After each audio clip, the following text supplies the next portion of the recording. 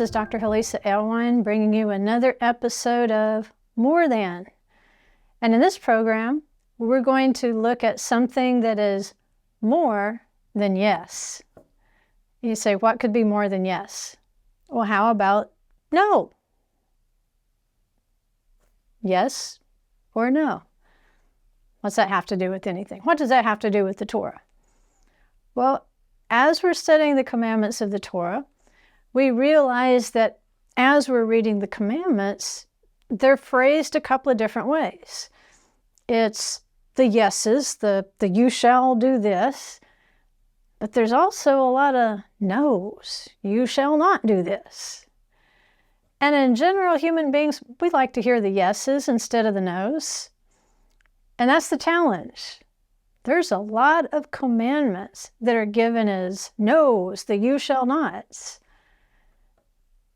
Just as there are some do's, you shall. But if you think about it, at least half of life is managing the no's, the boundaries, not just pursuing the yeses. There's some good fences that preserve our lives.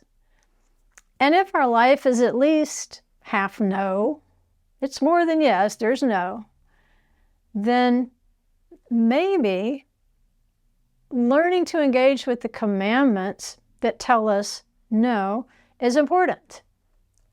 Is there a way we can flip those commandments where we don't like hearing no? And if you've ever heard, 2-year-olds, they discover no. They discover the power of the word no. They love saying the word no because it gets a reaction. That's a power word. And it seems to be, at least at that age, they seem to see it as much more powerful than yes. It's a word they're going to grab a hold of. And they probably heard the urgency when mom or dad says no, like, no, don't you touch that stove. No, don't you get near that electrical socket. No, don't you get near grandma's glass.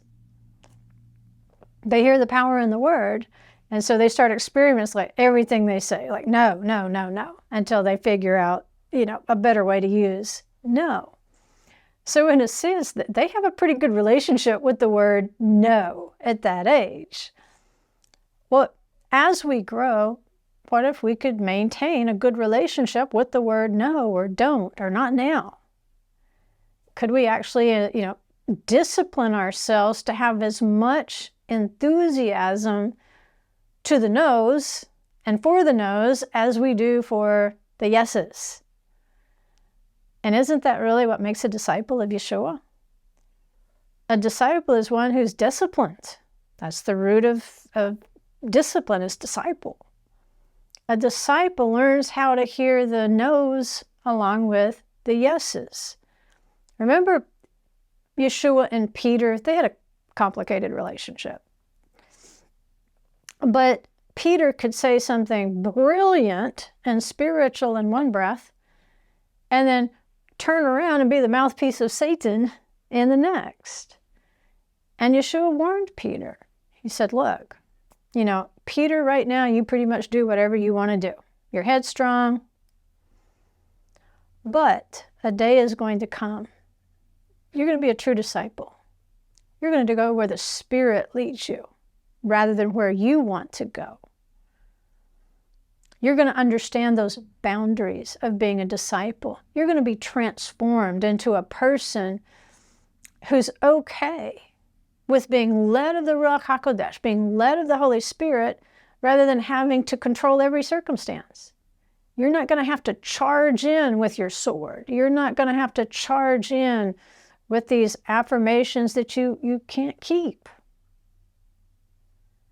In fact, you are going to be so disciplined to the no's and the boundaries that you're even going to accept the time and the way that you die. You're going to be honored. And so with disciples, that's what they're doing. They're disciplining the no's faster. maybe some not so fast like Peter. He had some work to do. So do we all. But it's important to disciple ourselves to hear the no's. Because if we can't even discipline ourselves with the simple commandments that are yes and no, do and don't, then how in the world are we going to go through life when there's a still small voice of the Ruach HaKodesh speaking, when we engage those daily dilemmas that don't come with a chapter and verse attached to them? If you're going through a trial or a test right now, you've figured out, there wasn't a chapter and verse of the Bible stapled to this problem. It doesn't tell me exactly where to go and find an answer. Most of life's problems are like that. They're not that cut and dried. And so the more educated, the more disciplined we are in the simple commandments, maybe the more likely we are to hear that still small voice that's more subtle at telling us what we should do, which way we should go, or whether we should do anything at all as we walk through bigger problems like Yeshua knew Peter was going to face. I mean, Peter probably thought, getting chased around by Romans, during the time that Yeshua was in the grave was the worst. It actually wasn't the worst. He was going to have to go through something similar. So that discipline that he learned with Yeshua later paid off because he allowed himself to be transformed by the Spirit. He allowed himself to accept the no's and the boundaries, that it wasn't all who's going to sit beside Yeshua in the kingdom, who's going to rule and reign with him, that there's a lot of work still to be done. And the way that we can handle the no's is a big determiner of how miserable our life is going to be. So let's look at another commandment principle of life. Let's go back to the Big Ten. And it presents to us the possibility of living a double life. What if we say we are a servant of Elohim, a servant of Adonai, and we're actually not? What if we actually did put another God before him, ahead of him? Let's go back to the first commandment and look at the wording of it. Let's figure out what the no is. Let's figure out what the boundary is and see if maybe idolatry is way more than what we believe it is, which is worshiping a figurine, a statue. What if it's way more than that? And what if, God forbid, we might actually be dabbling in idolatry? There might have been a transgression, a place where we weren't willing to accept no. Because sometimes the Father says yes, just as often he says no, or not now. And how do we accept those no's and those not nows? Do we try to wiggle around them? Let's look at the first commandment. It's in Exodus 20. We'll just do verses 1 through 5. There's a little more to it, but for the sake of this lesson, we'll just isolate it to Exodus 21 through 5. Then God spoke all these words, saying, I am the Lord your God, who brought you out of the land of Egypt, out of the house of slavery. You shall have no other gods before me. You shall not make for yourself an idol or any likeness of what is in heaven above, or on the earth beneath, or in the water under the earth. You shall not worship them or serve them. He acknowledges there's other forces out there. There are created forces in the heavens. There's created forces in the earth. There's created forces beneath the earth. There's even created forces of the waters. Remember in the book of Revelation, it talks about how the angel of the waters responds to a commandment from the throne. There are other created forces out there. It's not our job, to make a mask or a statue or something and worship that object as one of those created beings. They're only created beings. They're not Elohim himself. He created them like he created us, and he created them to do their job the way he created us to do our job. So he says, no, you shall not go to these other created beings. Another created being is not your source. Another created being is not your creator. Another created being is not your lawgiver. It is not your ethical guide. Don't go to it just because you believe you'll hear yes instead of no. You can't put another created entity as an Elohim in front of Elohim. Remember, Elohim with a small e in English? It can mean a judge, a ruler. But Elohim with the big E, the capital E, that's Elohim, the creator. There's only one. And these little Elohims, they are simply doing a job on behalf of Elohim, the creator. There is nothing else that is created that could possibly be Elohim. By definition, Elohim is the creator of all things.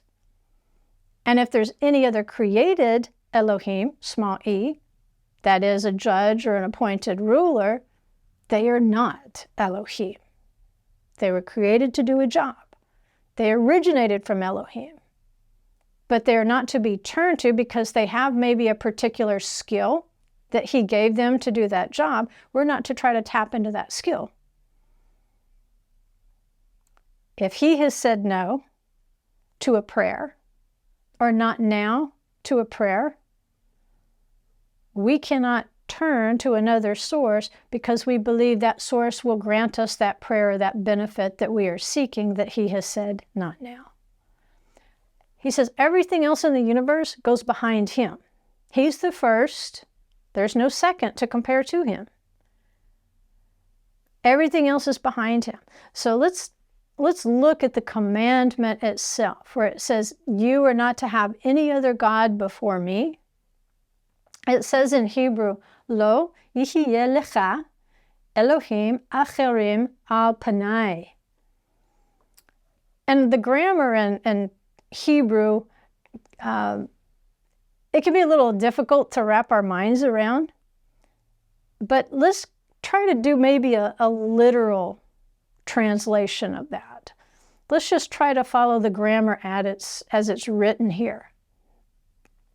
Instead of saying, you shall not have any other gods before me, what if we translate it more literally as, you will not be to yourself another God on my face? You say, well, what? That's kind of the way that it works out in Hebrew. You have to kind of understand the intent of the Hebrew to put it back into English. But sometimes you get a good hint if you'll just read it literally. You will not be to yourself another God on my face. So when a human being fabricates an image out of wood, stone, any other substance, or whether he projects the attributes of Elohim onto something that's already in existence, like a tree, water, cloud, then what the human being has done is to put a face on Elohim. He says, don't put a face on me. And he knows we have a strong urge to do it. So he made it the first commandment. But he paired it, a yes with a no. Yes, he is Elohim. And no, do not tamper with him by fabricating an image to put a face on him. Because any face you put on him is going to be inaccurate. And it's only going to be the product of human imagination. And that's what a philosopher once said. He said, imagination is man's most godlike characteristic. Wow. Yes, I think imagination could be our most godlike characteristic. But I think that's also what makes us vulnerable to idols. because we try to imagine his face. Based on who we are and what we want, we try to project onto him our will and what we want. We put a mask on him. And so often in ancient times, they would project what they wanted into the idol, whether it was something of the earth that they were worshiping, some attribute, whether they actually manufactured a object, carved an object. They are consulting that object for what they want, not what he wants. And when we do that, when we pray according to what we want versus what he wants, we're at risk of putting a face on Elohim. We're putting our face on him. And this is why Yeshua taught us how to pray. Your will be done on earth as it is in heaven. His will is done in heaven. It's human beings who are running around like, I don't know, crazy. Like our will matters. In the end, it doesn't. In the end, only his will matters. And Yeshua says, pray that way. Now, can you ask for what you want? You can, absolutely. You make a petition, you make a request. The problem is you don't always know the bigger plan. And so the most difficult thing might be, you know what? You can't dictate to him how this ends. You can't dictate healing to him. You can ask. You can't dictate someone else's salvation to him, but you can ask. You can't dictate your economic prosperity to him, but you can ask. But when you ask, how should you ask? According to your will. Because you know what? He knows exactly how much money you can handle without being tempted in to sin or squandering, wasting, not tending to his kingdom.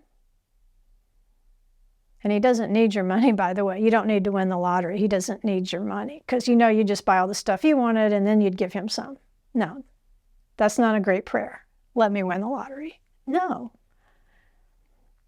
He knows exactly how much money you need. He knows exactly when that loved one is going to be saved. He knows all these things. And so our imagination is that this is the way my life is supposed to be. And if he's not going to give it to me, I'll turn to other people, things, organizations who can. The moment we do that, rather than accepting his will on earth as it is in heaven, we're putting a face on Elohim. We become susceptible to idolatry. That's the definition of idolatry. We put a face on him. That's not him. We look to that object to intervene on our behalf, or that organization, or that person. We look to it for success, for health, for sustenance, for goodness, peace, prosperity, comfort, joy. We put our faith there. But doesn't Elohim, our Creator, know the perfect path of our life? The question is, are we willing to accept the no's along with the yeses? He gives us a lot of yeses, folks. But we tend to focus on the no's.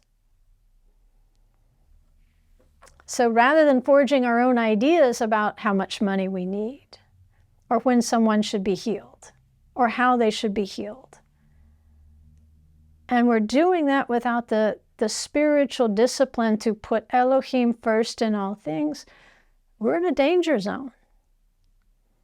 And that's what people in ancient times did. They created gods of prosperity, fertility, strength, war, all that. If you need help in war, Psalm 18:34, blessed be Adonai, who teaches my hands to war. Not every war is with a physical sword. Can we trust him? You know, often the kings, the ancient kings, they would consult the principalities and powers. They would consult the gods of war. Well, were they really gods of war, or did they just make them gods of war because they had a particular strength or domain? And then they would lend with their imagination, with their effort, with their time, with their faith. They would project human qualities onto these gods, so that really, if you remember the stories of the gods in mythology from high school, weren't they pretty human, other than a few superpowers? But their personalities, their character, their ethics, it was all sinful human beings. They were imagining, they were putting a face on Elohim. And yes, there are principalities and powers. They're put there to manage their particular realms, whether it is in heaven, earth, the waters, they're there. They do have power. But what would a modern idol look like? Ancient times, they thought that these principalities and powers had the power to give them what they wanted. Who are we looking to give us what we want? Are we looking to things, entities, people, organizations, giving them our time, our attention, and our resources because we believe they will give us what we want rather than what Elohim wants? We have to be careful. Those entities, those principalities and powers, they're not ours to petition or order around. And if you're putting your faith in some organization to give you everything you want, you have to be pretty wise in that respect, because no human organization can give you everything you want. There will be a price to pay at the end of it. We can't put a human, animal, or any other physical face on Elohim. Yes, he is hidden from human beings most of the time, but he doesn't need a mask of our choosing. We need to believe that. We need to believe we don't need to put a mask on Elohim, claiming to worship him, but then putting our trust in other places. And that's what's done today, not so much by worshiping an object, but putting our faith in the leopard spots. You say, what leopard spots? Well, we've done studies before on the beast kingdoms. Remember, there was the lion, the golden head of Babylon. There's the bear of Medo-Persia, the silver upper torso. There's the leopard, the bronze belly of Greece. And then there's the iron legs of Rome. What's interesting about Greece, or the leopard, is that in Hebrew, if you look up what those spots mean, they can represent organizations, groups of people. And that's exactly what Greece gave the world. They gave them philosophy, medicine, literature, sports, entertainment, drama, politics. They gave them all the systems that control the world today. And then Rome comes along and they simply improve on them and expand them all over the world. They're all over the world today. So through music, government, military, education, drama, whichever organization, what have they done? Very often, we have put a face on Elohim by turning to those organizations as a source. Can you use them? Sure. The test is, by participating in these organizations, am I being enticed to sin? That's the line in the sand. But we've been gradually conditioned to look to these organizations to supply our every need. And so when we put all our faith in them, they become a god on Elohim's face. They're to be used lawfully. They're not to be trusted. We're in Babylon, the whole earth.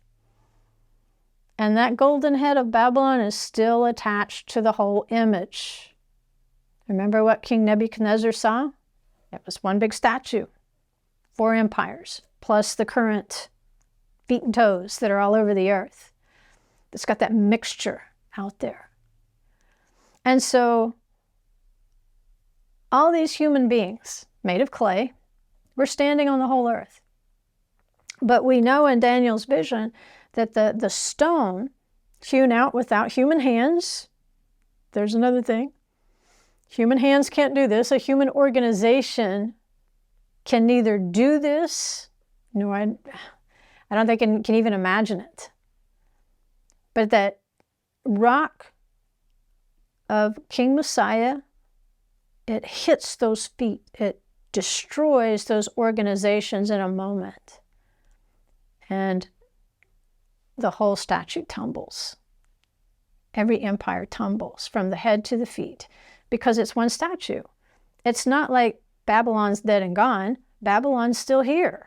It's one statue.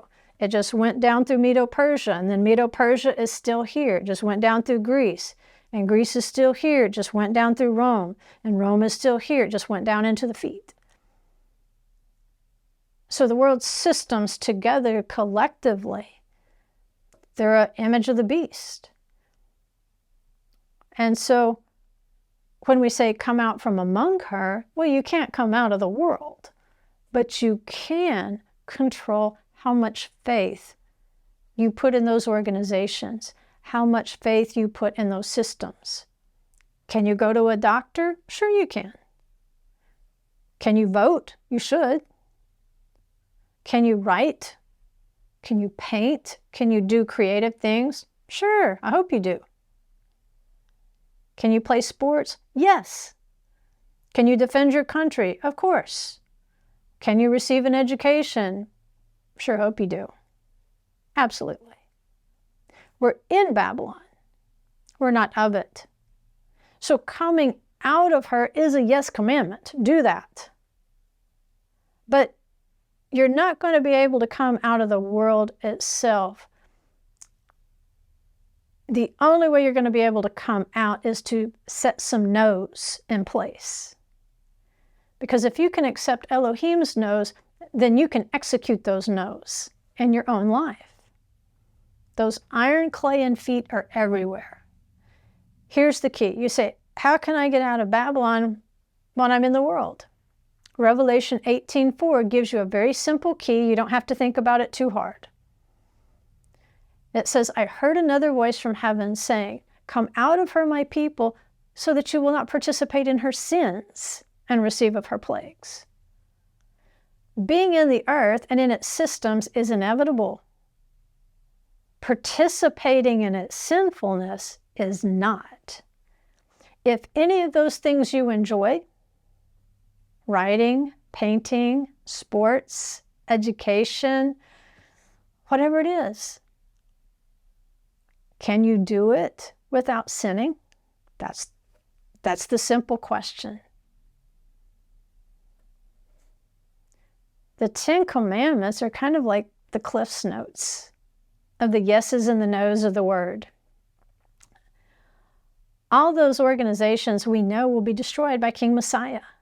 And I'm sure he will replace them with holy administration. It says the government will be on his shoulder.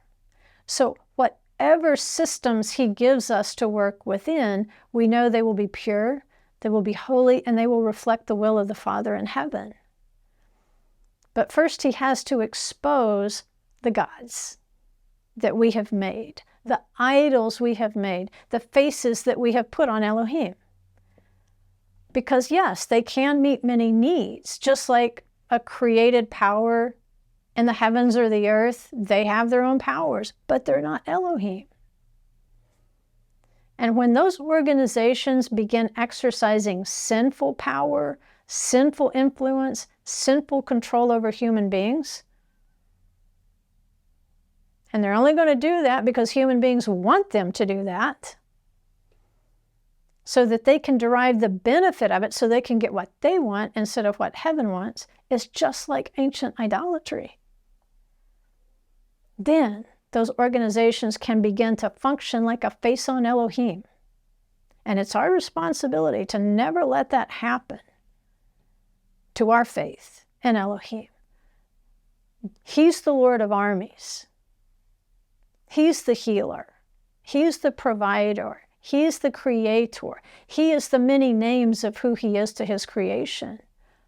Deuteronomy 4:35 says, "To you it was shown that you might know that the Lord Yod-He Vav-He, he is God. There is no other besides him." There is no other created being. In Hebrew, that's Ein Od Milvado. Ein Od Milvado. There is no other beside him. There is nothing more than his oneness. Shema Yisrael. And so I was studying a Torah portion with the rabbi, the one that actually has this first commandment. And he explained to me that this first commandment, to have no other gods, he says when we do that, it's as simple as being double-minded. He called it that specifically, double-minded. To think that any other power or force on earth is our source, rather than the one who created us. And that jogged my memory, because I memorized the book of James when I was in 11th grade.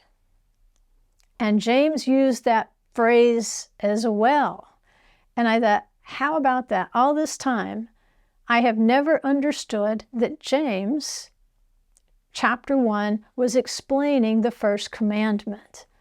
That being double-minded is to dabble in idolatry. Here's what he says in James chapter 1, verse 1. James, a bondservant of God and of the Lord Jesus Christ, to the 12 tribes who are dispersed abroad. Greetings. Consider it all joy, my brothers, when you encounter various trials, knowing that the testing of your faith produces endurance. And let endurance have its perfect result, so that you may be perfect and complete, lacking in nothing. But if any of you lacks wisdom, let him ask Google. No, it doesn't say that. It says, let him ask of God, who gives to all generously and without reproach, and it will be given to him. But he must ask in faith without any doubting. For the one who doubts is like the surf of the sea, driven and tossed by the wind. For that man ought not to expect that he will receive anything from the Lord, being a double-minded man, unstable in all his ways. So, now that I'm older, I recognize some of these phrases. They're prophetic phrases. First of all, James, who lived both in the Galilee and then also in Judea, in Jerusalem, he was well known in his lifetime, famous in his own right, even though Yeshua was more famous. But he was a very righteous and pious man. And so he's using the language of the Jewish population at that time. So he's writing this letter to a specific group of people. And it's strange. It's not to the believers in Judea, which is where he is. He's writing it specifically to disciples of Yeshua in the dispersion. He says to the 12 tribes which are scattered abroad. By then, they didn't know where they were. They knew where a few were because a few had joined themselves to Judah. And so in the first century, like Hannah, she still knew she was from the tribe of Asher. Paul still knew he was from the tribe of Benjamin. But a lot of those 10 northern tribes, they were just gone. Nobody knew exactly where they were. They knew where they thought they went. They knew the last known destination, but after that, it got a little sketchy. So he's addressing them to people out there in the nations. And there's believers out here among the nations. They're not in that defined boundary of the land of Israel itself. So James, or Yaakov in Hebrew, is describing them as being in a place where there is a sea and the wind is tossing things. The sea prophetically can allude to the nations, especially the chaotic nature. Like, why do the nations rage? It's like they're like the waves of the sea. So he's saying to the tribes who are dispersed out here among the nations where it's chaos. Remember the tossing wind. Wind in Hebrew is ruach. And they're also created spiritual entities. You're probably familiar with the angels of the four winds. And they rule specific territories. Like, there's also the Prince of Persia. He ruled a specific territory. So each nation, it is understood, has an assigned ruler until the time that Revelation describes where the stars will fall, it says, like unripe figs. Those principalities and powers will fall out of power.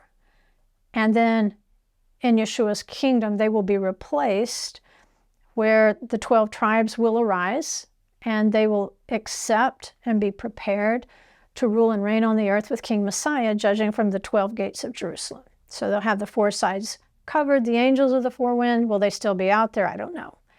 But a lot of these principalities and powers are doing the job that the 12 tribes of Israel were designated to do, and you can see that in the encampments in the wilderness. The way that they encamped was according to those directions and the movement of the earth and its seasons.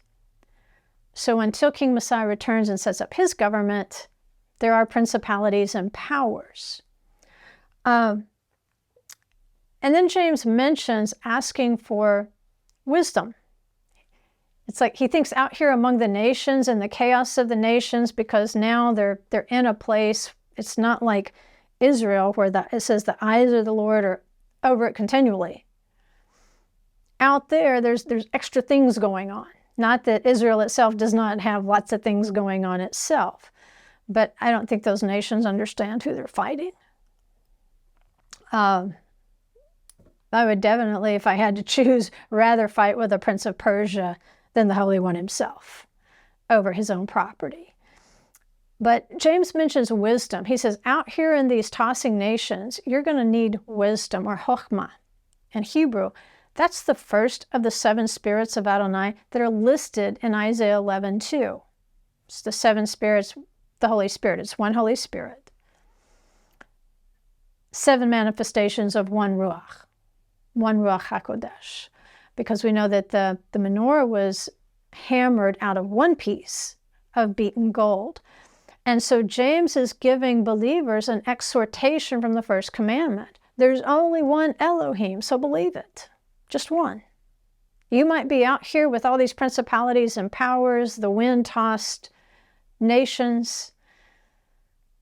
And so you're going to be vulnerable. I think that's why he addressed it specifically to them. They were vulnerable, more vulnerable to idolatry, because at that time especially, that's where the idolatry was. And it would be tempting to make those spiritual powers into their gods by believing they had some power independent of Elohim's will. That, like the Greeks, and then the Romans had picked up and moved it forward, that they were susceptible to creating organizations to accomplish the same things as those who worshipped idols in their imaginations from ancient times. You simply substitute the organization for the idol. And yes, these powers and principalities, they have assigned territories, but they will never be Elohim. There is none other. Ein od milvado. And so James apparently knew that we would also need this kind of reminder out here among the nations, not to over-rely on their systems instead of our Creator Elohim. An idol's nothing. It's not our realm. They don't report to us. We don't report to them. An idol is nothing until you start tampering and meddling with it. Really, all it is a mask of ourselves and what we want. It's us trying to put a mask on Elohim, to be a God on his face. And he says, don't be a God on my face. Get out of my face. I never thought that was in the Bible, but apparently, get out of my face is the first commandment. Get behind me. These things, they're just figments of our imagination.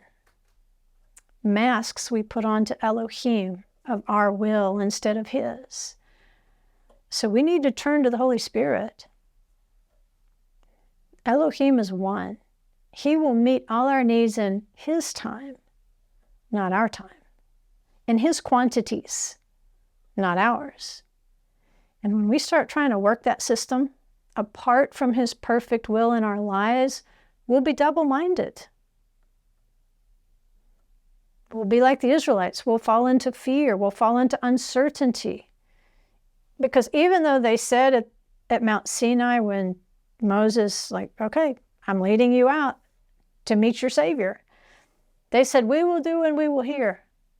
But there was still some double-mindedness out there in the wilderness. That's the question. Could they really do the yeses and not do the nos? Even that first commandment, to believe that Elohim created all things and would provide all things, even their perfection at the resurrection, did they really believe it?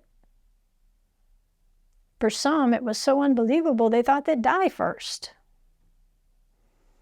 They asked Moses to talk directly to Adonai, that you couldn't possibly live in these commandments.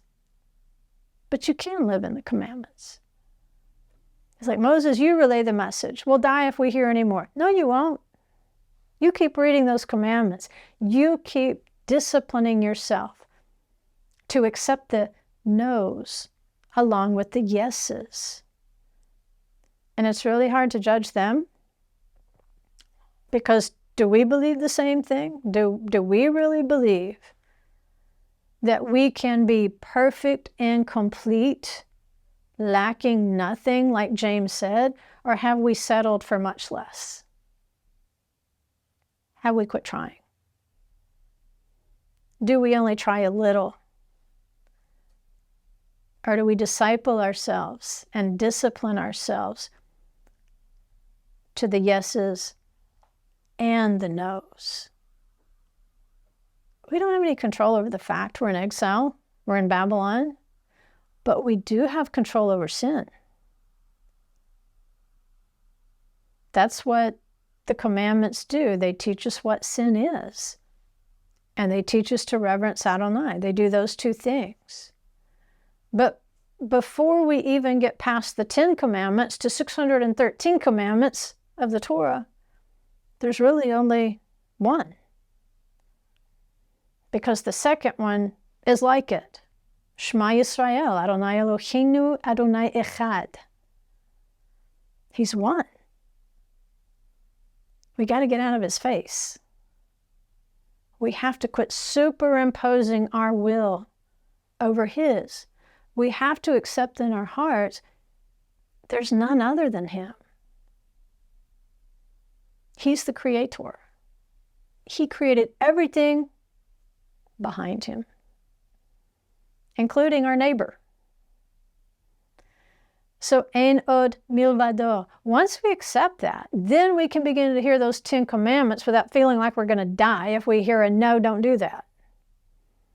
And then after that, we can learn the details of 613 commandments out here in the seas of the nations, in the wilderness of the nations, our dispersion. He can train us up in that, but we're not going to die. We're going to live by them. Accepting Elohim's preeminence is the key to coming out of Babylon. To not placing our faith in those human systems that just took the place of the gods. We have to evaluate whether any of those systems is influencing us or coercing us to sin. And if that's the case, the commandments are going to provide the answer as to whether we're being double-minded. Just gradually, probably, like Peter going to his own cross, we learn how to stop living a double life and thinking with a double mind. We stop placing our masks on Elohim. How do we know we've done that? You're not going to like to hear this because I didn't like it, but we got to say it. What is one of the big clues that we've put a mask on Elohim? Worry. That's it. Worry. When we worry about our situations, it's evidence that the Ruach HaKodesh is still working on us. It's evidence that the Ruach HaKodesh is still working on a second mind mask. Remember, don't be double-minded. Either you believe Adonai or you don't. Well, when we worry, we don't quite believe him. And our worry puts a mask on Elohim. We have two minds about the issue. One says he can do it, and the other one says he can't. One says he knows the plan.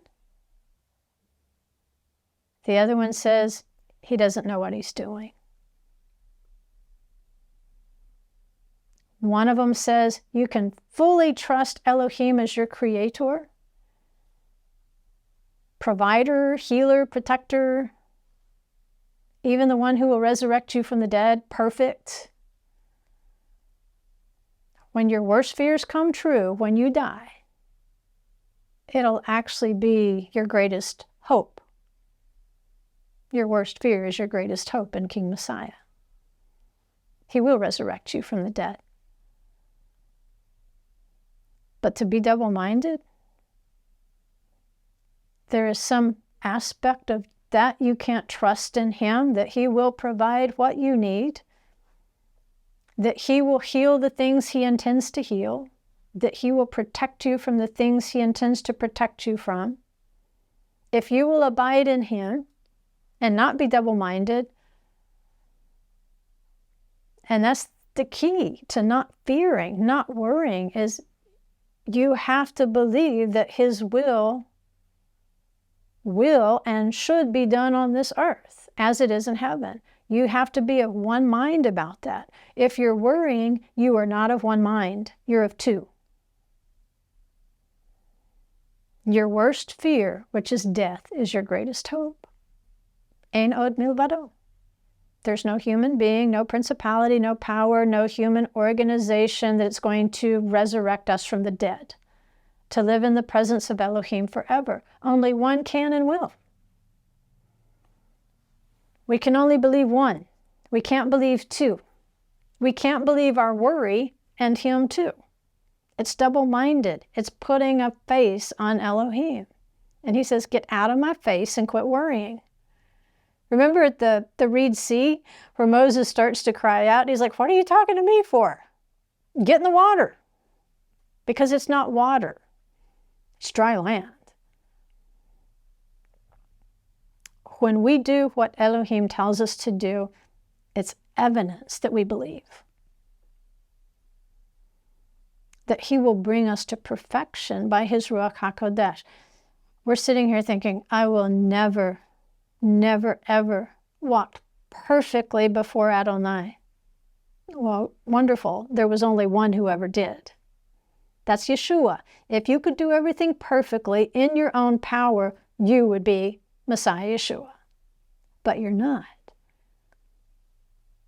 What if you're not entirely perfect when you die? You're going to leave a few things unperfected. Like I said, otherwise you would be Messiah with the power of resurrection, but we're not.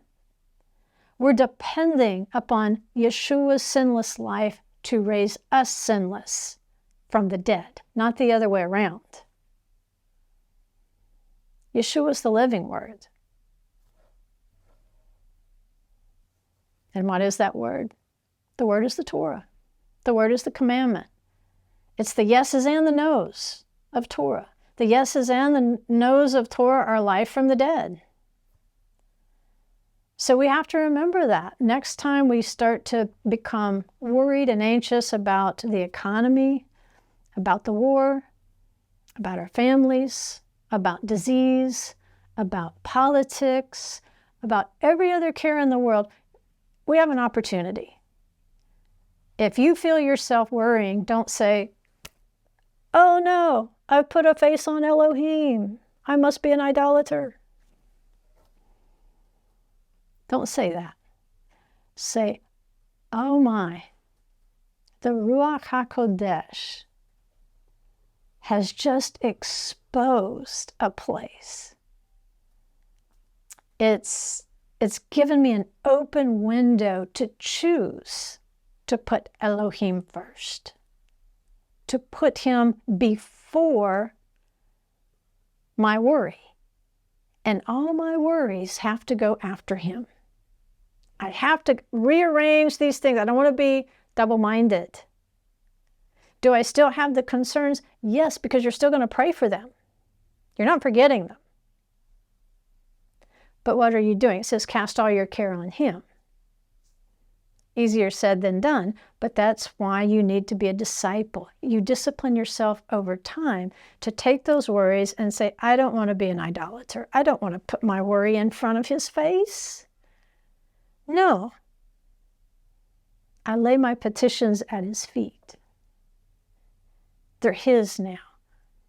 They're behind him.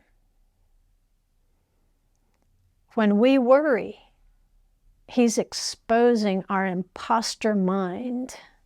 We've got two minds. One's an imposter. One of them is not you. Your worry tells you the fake one just got exposed. The part of my mind that's worrying just was exposed to me, so now I need to address that. The person worrying, that's not us. It's just a man-made image, imagination, trying to put a distorted mask on our deliverer.